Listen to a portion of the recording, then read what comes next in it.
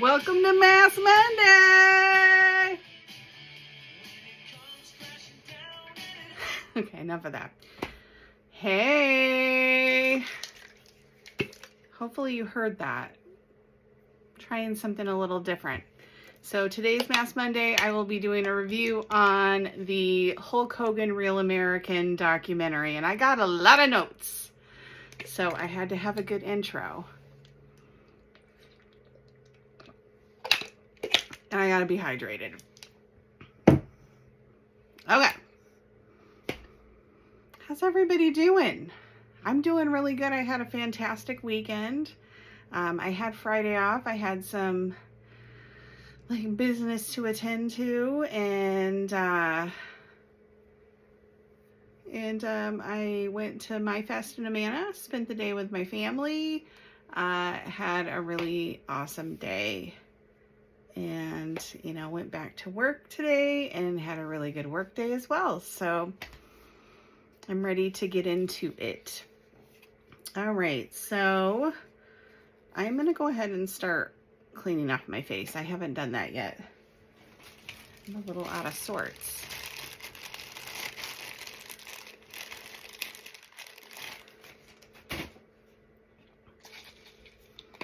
All right, I'm gonna put my micellar water on. So I'm gonna do a charcoal mask today because I got this lovely zit here, and that I believe is from the SPF that I was using in my tinted moisturizer. Sometimes when I start picking up the SPF, my skin has a reaction to it, and that's typically the area that it reacts in. So get that all cleaned off, and then I'm going to go in with this lip balm. I got another one of these Starface ones, and this is the cotton candy, and it smells amazing.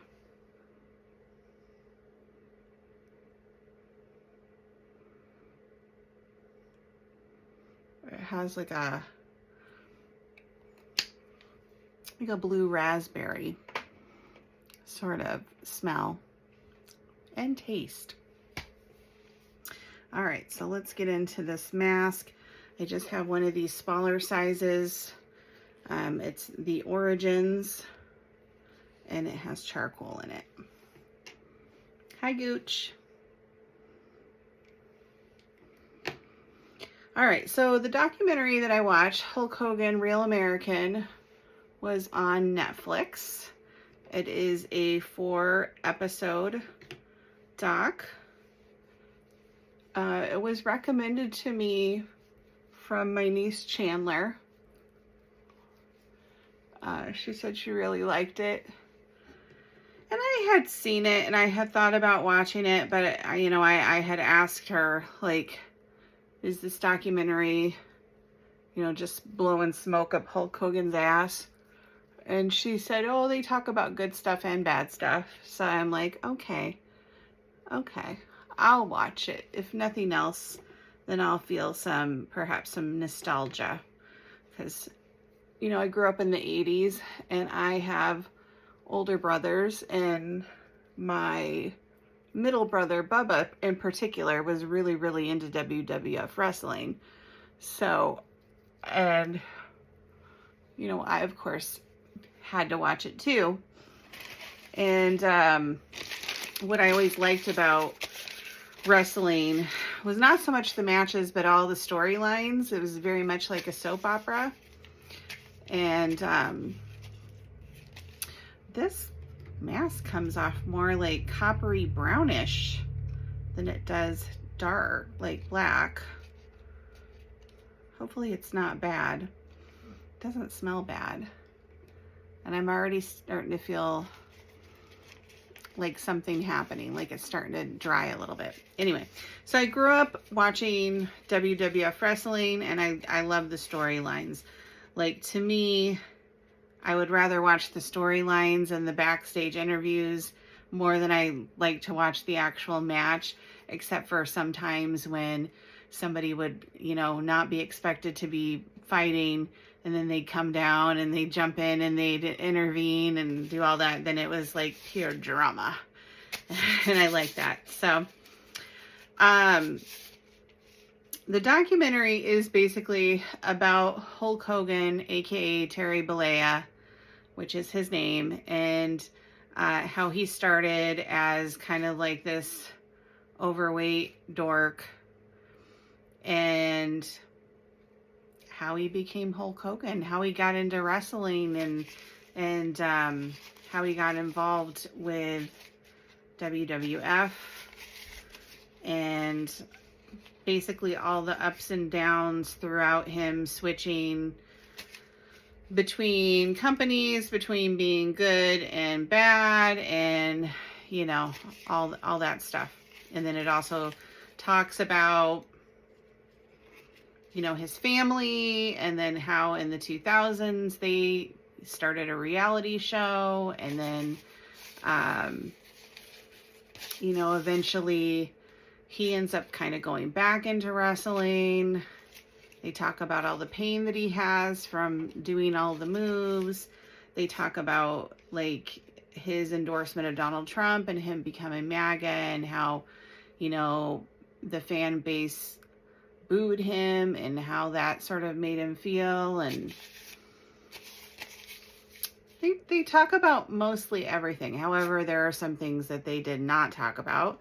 And there are some things that they brought up, but they didn't tell all about it. And I'm going to be discussing that. So anyway,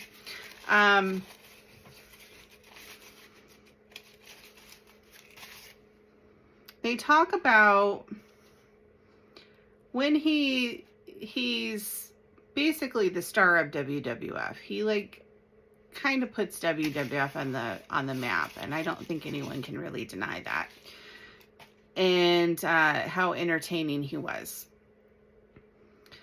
And they also sort of tell this story of him conquering Andre the Giant, and how he body slammed him. And Andre is a very, very, very, very large man. And the way that they tell it is like, it's so heroic and everything. Well, after I watched this documentary, I started to watch another one tonight, which was Mr. McMahon, which is based on Vince McMahon in the WWF, WWE. And through that documentary, I learned that Hulk Hogan had already body slammed Andre the Giant a couple of different times previous. And they made it sound like this whole thing was like the first time anyone had ever done it before. And I'm like, oh, okay. So Hulk definitely had a hero edit with that. And he still describes it as like his biggest accomplishment of all time. So I thought that was kind of weird, knowing now what I know. And when they're talking about like his early WWF days, like one thing that I noticed that they didn't talk about was when some of the wrestlers were trying to start a union. They wanted to get better pay, medical benefits, all the stuff that people unionize for. And Hulk went and told Vince McMahon about it. And so it put the kibosh on it. And so people are butthurt about that. And Hulk for years and years and years had said, no, I didn't do that. I didn't do that. I don't know who told him, but I didn't. And then basically at some point, Vince McMahon said, yeah, Hulk was the source of that. So now Hulk, well, not now because Hulk's dead, but eventually Hulk started to change his story and was like, oh, well, I did it for the benefit of the company. And, he's thinking about the company. That's why I said what I said. And I just was like, oh, you're thinking about yourself, buddy boy. But that'll bite you in the ass. So anyway, they didn't talk about this in this documentary. And I don't know if it's because it's been talked about in other documentaries, But I feel like it wasn't talked about because it does not make Hulk Hogan look good. He just looks like a dick. And so I think they specifically left it out because as time went on, it became very clear that this documentary was sort of made to restore his legacy because it had been tarnished by decisions that he made. And even though they do discuss bad things, they are very in control of those bad things and how those bad things are presented to the audience. It's very clear that this was meant to reestablish his legacy. Also, another important thing to mention is that the documentary filming began while Hulk Hogan was still alive. So this was planned to be put out while he was still living, but he unexpectedly had a heart attack and died. And so the rest of it is kind of a little bit of the aftermath of that. So it's very clear that this wasn't just oh, well, he died, let's do a documentary real quick. This was always planned to have been done, and he was going to be in control of it. I have my list. What was the other thing that I noticed? Oh, so like the earlier days, like I would say like 86 and after, one of the big plot lines in WWF wrestling, I always thought when I was younger, was that like Hulk Hogan versus Macho Man. And that was like a really big deal. I thought it was, but it wasn't discussed at all. They did make it a point to talk about him and the Ultimate Warrior, which would have been like in 1990. And they bring this up because they're trying to say that Hulk is aging, so he needs to take a break. And this is when the Ultimate Warrior gets passed the torch. And I just was like, I don't know. I really remember Macho Man being a big storyline. Like that was a whole thing, him and Miss Elizabeth.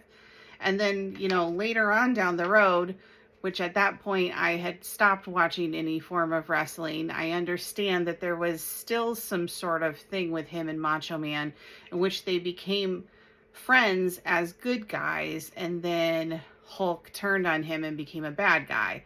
But they don't really discuss that. They discuss him turning into a bad guy, but Macho Man is just like not even important to the story, which I thought was weird because I think he is, but maybe that's just my perception.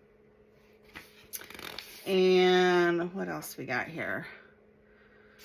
Okay, so after Hulk's wrestling career kind of starts to slow down a little bit and he's home with his family, he ends up doing a reality show called Hogan Knows Best. And this is with his wife, Linda, and his two kids, Brooke and Nick.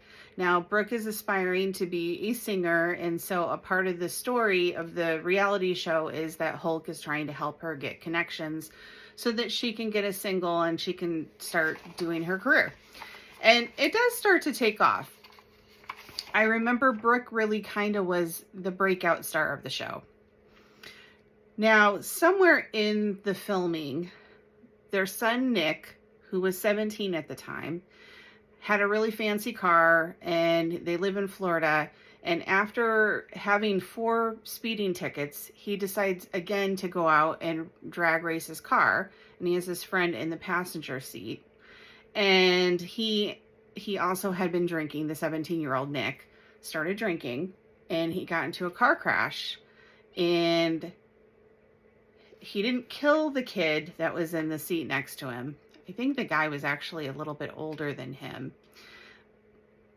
But he severely injured him to the point like he has to have care for the rest of his life. And so Nick went to jail. And Hulk bailed him out. And Nick showed very little remorse to his friend. And they put out some sort of statement that like wish him well. But it's very clear that they view Nick as the victim, and like Hulk and Linda are doing everything that they can to make sure he has absolutely zero consequences. And And then eventually the guy's family that he got injured, they end up suing them. And then they try to kind of smear him and almost victim blame. And that's not talked about in this documentary at all. Now, I understand that it was Nick that got into the car crash, and the documentary is not about Nick. But I do feel like if it's about Hulk, it should be about Hulk's character, and his character in that situation was really shown. Like, he cares about himself, the way people perceive him, and he cares about his son, but he doesn't care about anybody else. And then side note, Nick had a DUI like back in 2023 in which Hulk went and tried to assist with that too. So did he learn anything? No.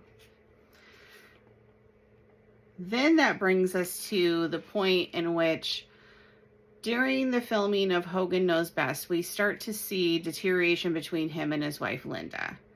And we find out at some point that Hulk ended up cheating on Linda. Like she found like an earring in the bed that wasn't hers. So we find that out. So then they end up getting a divorce. Something else that we find out, but we don't find out until a few years later, is that while he was married to Linda, he was friends with this guy named Bubba the Love Sponge, who was like a radio guy. And he wanted to have sex with Bubba's wife. And she wanted to have sex with Hulk. And Bubba the Love Sponge was like, yeah, sure, that's fine. Under one condition. Either I get to watch or I get to film. And so apparently he must have filmed it, because eventually there was a sex tape that was leaked of Hulk. So now Hulk is trying to pretend like he did not know that he was being filmed. And eventually this ends up on this like website called Gawker. And so then Hulk sues Gawker because they won't take it down. And he actually, I believe he won. Like, it was an unprecedented type of situation. And, but he still like tries to claim that, I didn't know that I was being filmed. Yes, sir, you did. You just don't want to look like the freak of the week. Your friend was watching you bang his wife. He was probably sitting in a cuck chair watching you bang his wife. And you're the freak of the week. But of course he can't say that because he doesn't want to look like he's a dick, but he's a dick. So that was really not talked about. They talked about the sex tape, but they don't really talk about the circumstances involved. So then that kind of leads us to some comments that I guess he made right after having sex with Bubba the Love Sponge's wife, in which he starts talking about Brooke. He's upset because Brooke is dating like this producer guy who's a black guy. So he starts using racist slurs, and then he says something along the lines of, if she's going to date one of those, then at least he should be some 8-foot tall like football player or whatever. And so that's all leaked. And he obviously, people are upset about that because that's very racist. And so he does talk about he made some racist comments. He doesn't talk about what it was about. He doesn't talk about how it was about Brooke dating somebody. And he presents it as, I shouldn't have, what did he say? He said, I shouldn't have said that out loud. I shouldn't have said that out loud. And then he said, I'm a product of my environment.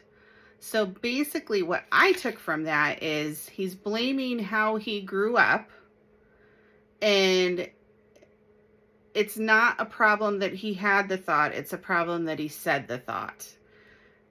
And I'm just like, you know, that's racist. And there's no two ways around it. He has no regret. He still thinks that way. It's pretty clear. So, and then speaking of Brooke, I can remember around the time after he was divorced from Linda, there were like some really creepy pictures of Hulk and Brooke. There's like, Brooke is out suntanning in some thong, and Hulk is like putting suntan lotion on her thighs and up in her ass crack. And I'm just like, yeah, there's no way my dad's putting suntan lotion on my ass crack. Nor should he want to. That's weird. And I always thought that that was creepy. And then that brings me to my next point. The thing that they don't talk about in this documentary is that Hulk had a second wife. After Linda, he was married to a woman named Jennifer. And Jennifer looks an awful lot like Brooke. You could say that she looks like Linda because Brooke kind of looks like Linda, but she looks a lot like Brooke. And she's not talked about at all. There's only one reference that is made, and it's not by name. It's when his third wife says, well, he was just getting through divorcing his second wife. And that's it. That's the only thing that's brought up about her. She's not talked about by name. There's no indication. They were married for a full ass 11 years. They got divorced in 2021. And she's not mentioned at all. And I believe, like, seeing interviews with Brooke, she makes kind of nice comments about her. So it kind of sounds like that wife might have been a good wife, or at least cared about him in some sort of way, or was positive. Now, I might be wrong on that, but I just thought it was weird that she wasn't mentioned. And I also thought it was weird that she does kind of look like Brooke. And also at the time, Linda was dating some young ass boy who looked kind of like a young version of Hulk in a lot of ways. And that's talked about in the documentary. So I'm wondering if, like, he saw Linda with that young boy and was like, well, let me get this girl that looks like Brooke. I don't know. It was just weird. So I just found that to be extremely weird. So I think that was it. I think that was all the points that I had of what was not in this documentary that I thought was weird. So do I think you should watch it? Yes, it's very entertaining. If you're nostalgic, yes. But like I said, my niece, she's 29 years old, and she even said, I didn't know that Hulk Hogan was like that big of a deal. I'm like, yeah, he was a BFD back in the day. And big effing deal, not big effing dick, but he was that too. But yeah, I do recommend it. It's 4 episodes long. It could be 3. If they would have talked about some of the crap that I had mentioned, it would deserve to be 4, but they didn't. They could have condensed it to 3, in my personal opinion. Just know that it's not 100% factual. It is created to kind of restore his tarnished legacy. And, you know, oh, that's another thing. They do talk about how he got booed when he went to Monday Night Raw. Is it Monday Night Raw? He went to Raw on Netflix, and he got booed by the crowd. And they did very much present it as California as a blue state, which is where it was filmed. And because he like endorsed Donald Trump, that it was why he was booed. I do think there's some truth to that. However, there were other wrestlers that are MAGA, and they didn't get booed. So I think a lot of it is because Hulk Hogan burned a lot of bridges, and he came out wearing a real American beer, like he's trying to sell you something. And I do think the crowd was like, you just are a full-on gimmick, and you're kind of a joke, and we're kind of over it. So, you know, we might be able to put up with some people endorsing people that we don't like, but when you combine that with being a total sellout dick, yeah, you're done. Boo. So anyway, and I kind of agree to that sentiment.